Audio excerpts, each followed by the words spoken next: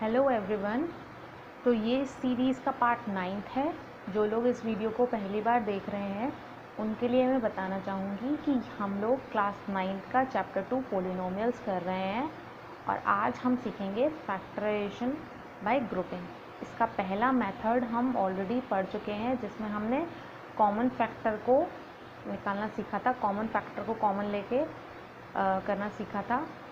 आज हम सीखेंगे कि इसे ग्रुपिंग के थ्रू कैसे किया जाता है। तो पहला क्वेश्चन है A B plus B C plus A X plus C X.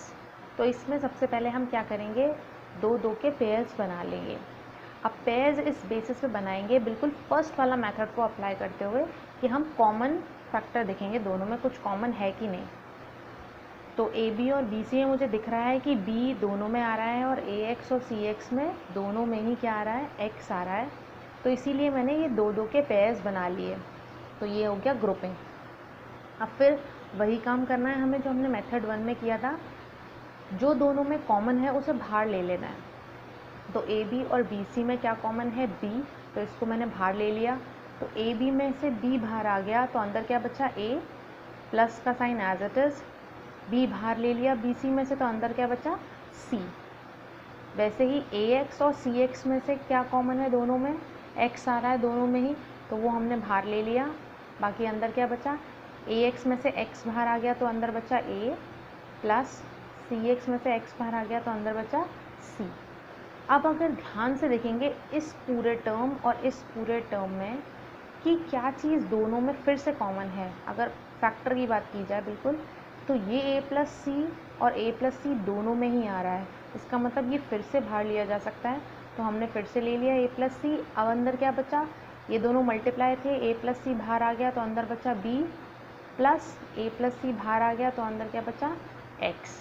तो ये हमारा आंसर हो गया। एक और क्वेश्चन देखते हैं। क्वेश्चन है x square plus 3x plus x plus 3। फिर से वही करेंगे, जो जो कॉमन है जिसमें हमें दिख रहा है कि हाँ इसमें कॉमन है उसके हम ग्रुप कर लेंगे। तो एक्स स्क्वायर प्लस 3x का पहला ग्रुप बना लिया और एक्स प्लस 3 का दूसरा ग्रुप बना लिया। अब हमने देखा कि एक्स स्क्वायर और 3x में एक चीज़ कॉमन है, वो है x, तो उसको हमने बाहर ले लिया। तो क्योंकि एक्स स्क्वायर का मतलब होता है x इंटू एक्स, तो एक x बाहर आ गया तो अंदर एक x बचा। 3x में से x बाहर आ गया तो अंदर क्या बचा, 3। अब x और 3 में से कुछ भी कॉमन नहीं है, तो दो नंबर्स में 1 तो हमेशा से ही कॉमन होता है, इसीलिए हमने क्या ले लिया, 1 बाहर ले लिया। तो अंदर क्या बचा, x plus 3 as it is बचा।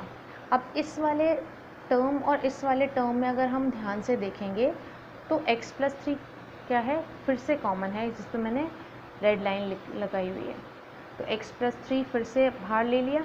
जब x प्लस 3 निकाला, इस वाले सेक्शन से निकाला तो x प्लस 3 बाहर निकाला तो अंदर क्या बचा, x plus as it is.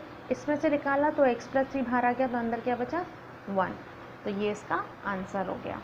अब एक और देखते हैं क्वेश्चन, एक्स प्लस वाई का whole cube minus 3x square Y bracket x plus Y. तो अब इसमें हम क्या करेंगे कि इसमें हम दोनों ही मेथड लगाएंगे, मतलब हम कॉमन फैक्टर को भी निकालेंगे और ग्रुपिंग करके फिर आगे सॉल्व भी करेंगे। तो अब देखते हैं एक्स प्लस वाई का होल क्यूब। तो मैंने इसको समझाने के लिए थोड़ा खोल लिया है। x को हम एक बार ले लेते हैं, x प्लस वाई का होल क्यूब का मतलब है इसका 3 बार ब्रैकेट करके मल्टीप्लाई लिख देते हैं। वैसे ही माइनस 3x स्क्वायर का मतलब x इंटू एक्स और y की जगह मैंने y लिख दिया, x plus Y as it is. अब ज़रा ध्यान से देखा कि इन दोनों पोर्शंस में क्या चीज़ कॉमन है। तो सबसे पहले तो मुझे दिख रहा है कि इसमें भी x आ रहा है और इसमें भी x आ रहा है, इसलिए x तो दोनों में कॉमन हो गया। उसके बाद इधर x प्लस वाई आ रहा है, इधर भी x प्लस वाई आ रहा है। इसका मतलब x प्लस वाई की एक पार बाहर आ सकती है, तो वही मैंने अंडरलाइन कर लिया है जो पोर्शन में बाहर लेने वाली हूँ। x और x प्लस वाई को मैंने बाहर ले लिया, तो अंदर इस वाले सेक्शन में से हमारे 2x प्लस वाई का होल स्क्वायर बचा, मतलब पावर 2 हो गया, ये बचा, बाकी ये तो बाहर आ गया। यहाँ क्या बचा, 3 as it is, x as it is, y as it is, और ये x और ये x प्लस वाई बाहर चला गया।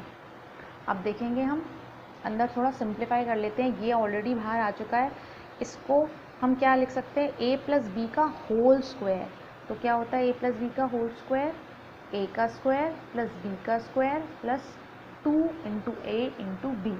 तो इस बार x मेरा a हो गया और y हमारा b हो गया। तो पहले टर्म का स्क्वायर प्लस दूसरे टर्म का स्क्वायर प्लस 2 फॉर्मूले का first term into second term. ये -3xy हमने एज इट इज़ लिखे रहने दिया।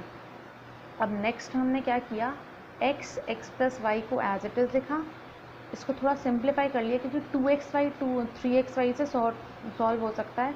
तो प्लस माइनस क्या होता है माइनस, 3xy में से 2xy गया तो क्या बचा 1xy, और साइन किसका जो बड़ा है 3 बड़ा है तो उसी का साइन आ गया, और ये इसका आंसर हो गया, क्योंकि ये अब इससे ज़्यादा इसमें कुछ भी सॉल्व नहीं हो सकता। अब एक और क्वेश्चन देखते हैं हम। क्वेश्चन है x a-5 plus y 5 minus a। अब अगर हम इसे ध्यान से देखें तो यहाँ पे a-5 है, यहाँ 5 माइनस a है। दैट मीन्स a के आगे यहाँ पे प्लस है और यहाँ पे a के आगे क्या है माइनस। यहाँ 5 के आगे माइनस है और यहाँ क्या है 5 के आगे प्लस। अगर कोई साइन नहीं होता है तो हम प्लस मान लेते हैं। तो अगर मैं पीछे वाले टर्म में से माइनस कॉमन ले लूँ, तो ये बात मैंने पहले समझाई हुई है कि अगर हम किसी भी ब्रैकेट में से माइनस कॉमन लेते हैं तो उसके अंदर के सारे साइन चेंज हो जाते हैं, मतलब ऑपोजिट हो जाते हैं। तो अगर 5 यहाँ प्लस में है तो यहाँ कैसे आ जाएगा माइनस में।